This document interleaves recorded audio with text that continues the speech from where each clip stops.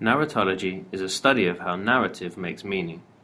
It also studies the basic mechanisms of storytelling and their effect. It is closely linked to structuralism. By using narratology, we study the nature of story itself.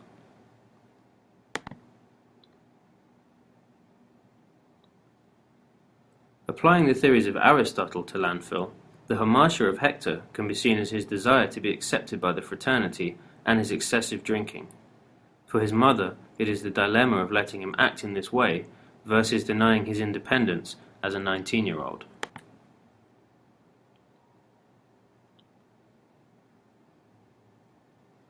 Hector's ananeresis is almost realized when he sees that the frat boys do not like him and that he needs to drink less and study more.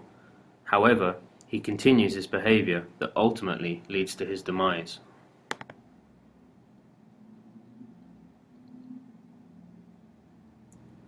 The peripeteia in this story, or change of fortune, is clearly the death of Hector and the phone call that his mother receives to tell her and her husband that their son is dead. For Hector, of course, it is falling down the garbage chute.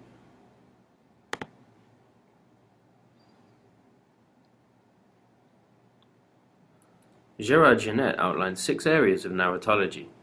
Diegetic language is used to move the story along, often when the mother and father are travelling. The bulk of the narrative, however, is mimetic, slow and telling the demise of Hector. There is very graphic and descriptive narration of his death. The narrative is not a fixed focalization, but is carried internally by both Hector and his mother. The narrative voice itself at times sounds like a news reporter, and the narration is not omniscient. We do not know everything that is going on.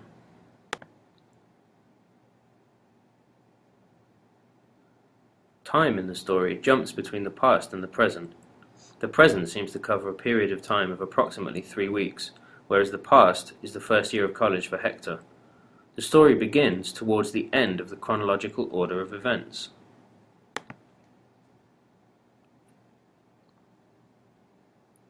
In terms of how the story is packaged, the narrative could be seen as straight, charting the story of the death of Hector, or embedded, in that the main body of the story is his mother coming to terms with his death, and the death itself an embedded memory.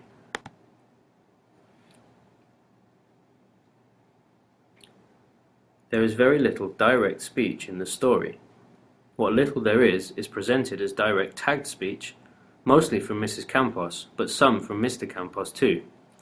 All the speech that is about Hector is untagged, indicating that nobody really knew him at all. Structuralism supports the theory that nothing can be understood in isolation, but must be seen in the context of larger structures. Meaning is not in the text, but found outside of it. We attribute meaning to things. It is not contained in them. Lévi-Strauss's concept is that all individual stories are the parole in the langue of a certain genre or set of cultural understandings.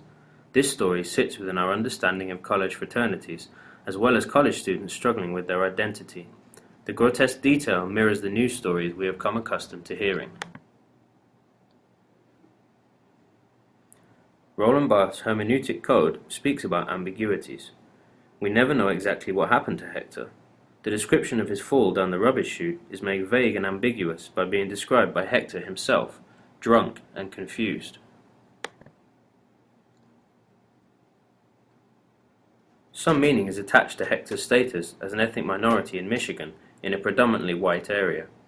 This adds to his struggle to fit in and find an identity among his peers. The fraternity parties described are also heavily laden with cultural meaning, as is the housing development where Mr. and Mrs. Campos live.